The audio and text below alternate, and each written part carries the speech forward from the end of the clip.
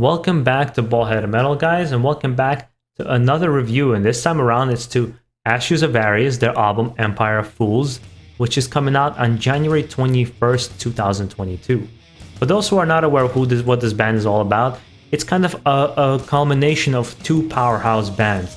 It's the former vocalist of Iced Earth, Matt Barlow, and the bassist Freddie Valdez, as well as Nevermore's Van Williams, which is the drummer for that band. And to me, it was a spiritual successor to Iced Earth and the better version of Iced Earth in many ways.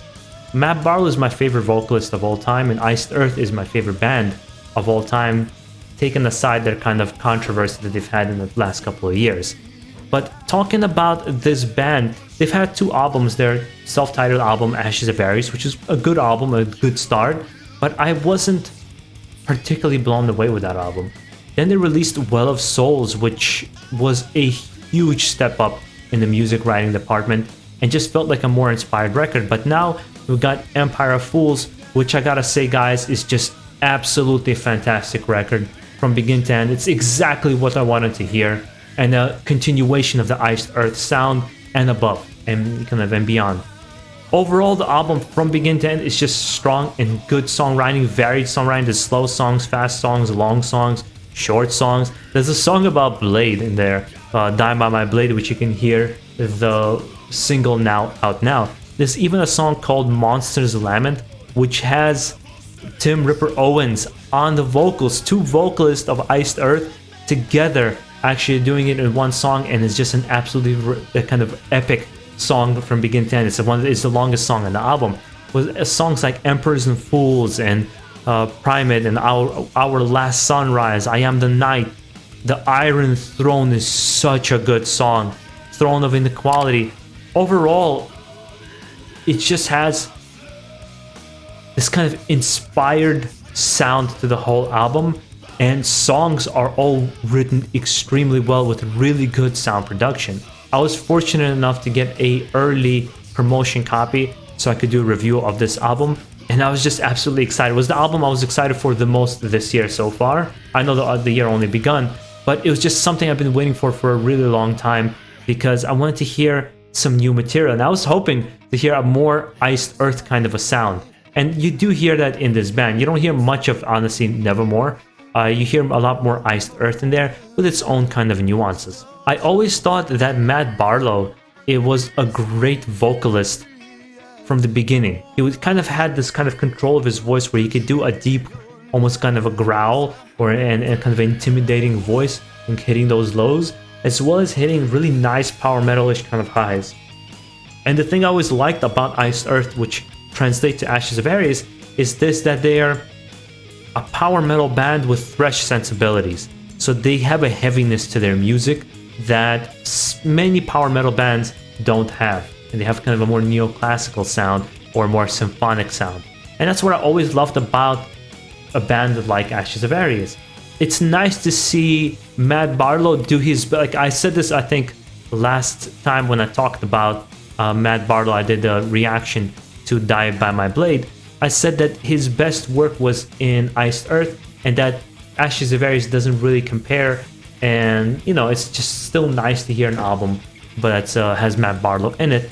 I have to correct myself with this particular album. I think this album goes above and beyond.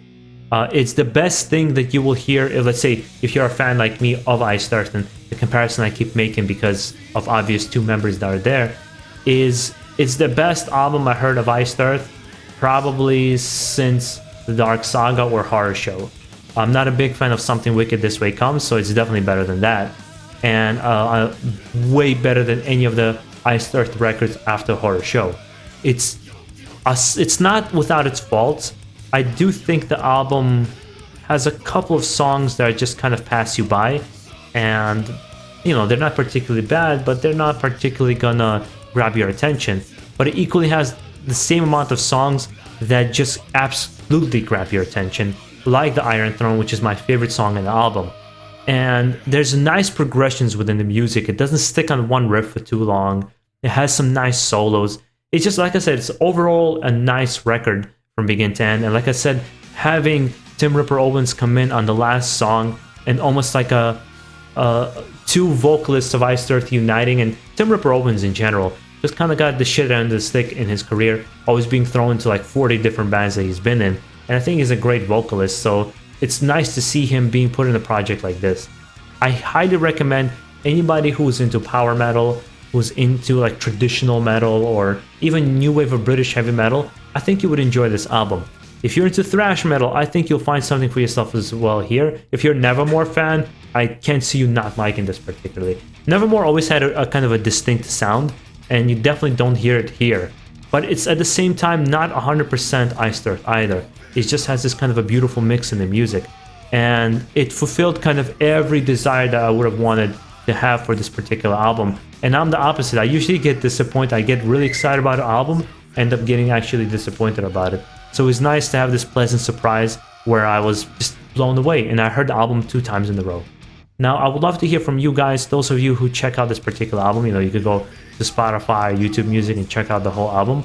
I would love to hear from you guys what you think of this album. And if you're waiting for this album, you know, it hasn't come out yet, what are you anticipating? What are you hoping it to be? And perhaps maybe I can answer in the comments down below if it's going to fulfill those specific urges that you might have. And with that being said, guys, I want to make sure you enjoy the rest of your day.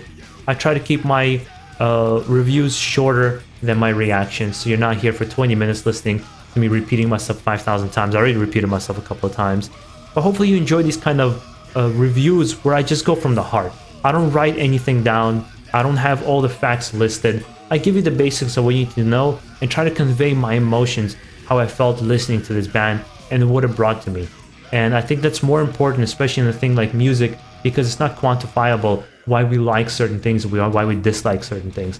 I try to bring my best comparisons that I can. And again, guys, make sure you enjoy the rest of your day, stay safe, and keep it metal.